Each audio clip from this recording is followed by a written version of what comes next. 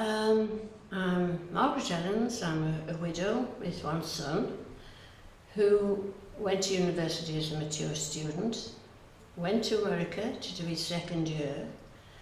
Something he'd always wanted to do was visit the States. And at 1 o'clock one Thursday morning, when I was in bed drinking Horlicks and reading my book, I got a phone call, and I thought it was a joke, because this voice said, I'm sorry to tell you, we've got your son in hospital. And I thought, yes. And I thought, he's joking. He's got a friend to joke. And I thought, no, he wouldn't joke like that. So then I said, well, where is he? And they said it was in North Carolina. And then I realised it wasn't a joke, because he said he'd been in a car crash. Being in America, I immediately had thought he'd been knifed or he'd been shot in a shop or something like that. And that he'd been in a very bad car crash. He was very, very ill. And I asked about his friend, who I knew was visiting him just for a few days. And he said, as ill as your son is, his friend is worse. So I sort of got over that a bit, and they said they'd ring up and let me know a bit later when he'd settled in the ward. And they rang up 2 hours later to tell me that he was settled in the ward, but he was still desperately ill with head injuries and sundry other fractures here and there. So then I had to start and get a passport, make arrangements for plane and all this sort of thing, make arrangements home because I've got no close relatives. Fortunately, I had cousins who were very, very good, and friends also. And I flew to America, first time in an aeroplane on my 60th birthday. How long ago was that, Margaret? Almost 19 years. 19 years. So what was your current state at the time? Were you working? I had finished work. I had had a part-time job, and obviously at 60 hours retiring, so that was the official retiring date as well. Excuse me. I was met at the airport, and I was taken. They said, would I like to go to the hospital or to where I was going to stay? People had made arrangements for me and everything. And I said, I'd like to see Peter. And of course, he had tubes here, tubes there, machines going, beeping. It could have been quite frightening, but as it happened, I was a trained nurse, so I did have some idea. Hadn't nursed head injury patients before, but at least I knew what was happening. So how long did it take before Peter was repatriated back to the UK? 5 weeks. 5 weeks. So what happened then? What happened when you got back to the UK? He was taken into South Tyneside Hospital. He was going to go to Hunters Moor, but they decided they would take him to South Tyneside first to decide whether he was fit enough to go to Hunters Moor and start rehab. So he went, as I say, straight to South Tyneside, where he was in the orthopaedic ward after a couple of days, because after such a long journey they put him in intensive care just to check up that he was all right.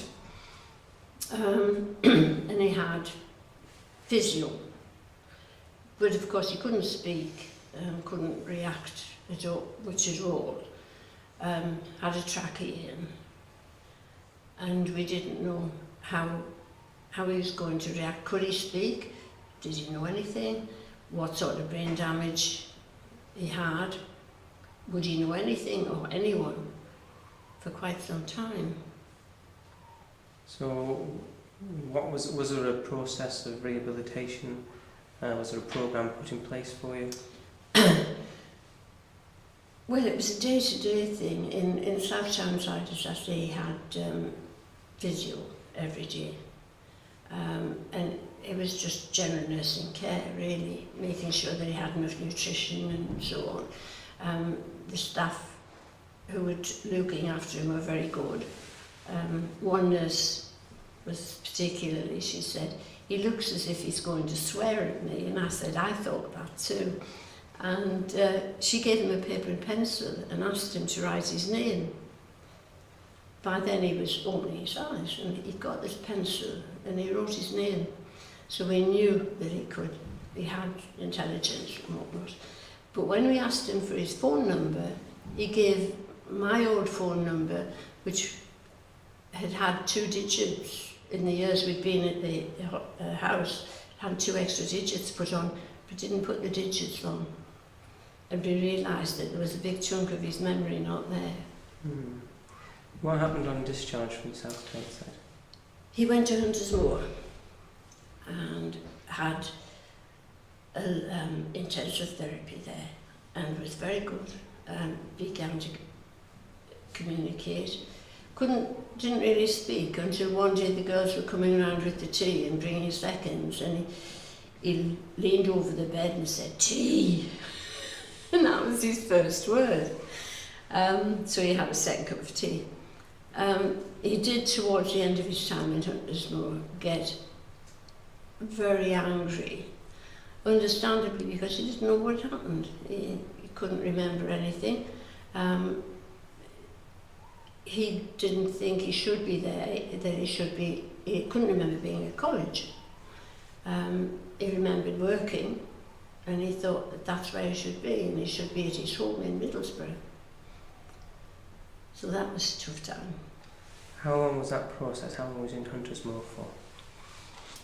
From roughly the May until October, about the middle of October, when he was so very distressed and angry that he saw Willie Barker, the neuropsychiatrist, and it was suggested that he went to, under Willie's care, to see what they could do for him there.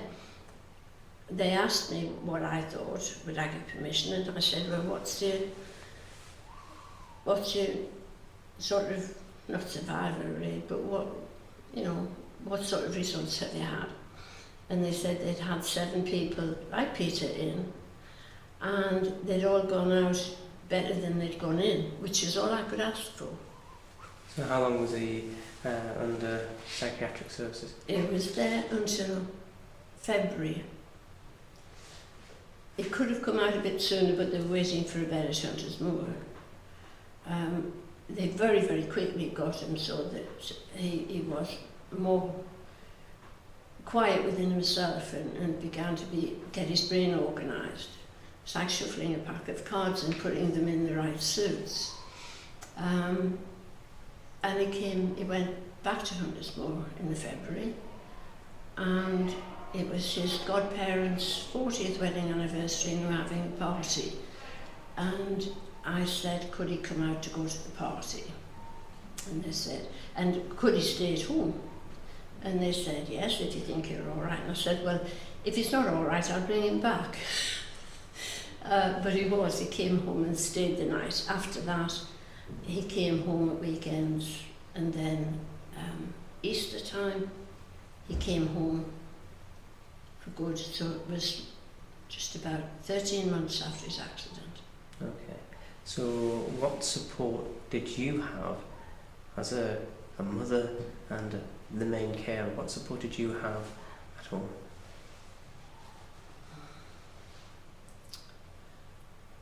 Well, just myself. Well, friends and relatives are very good. There was nothing.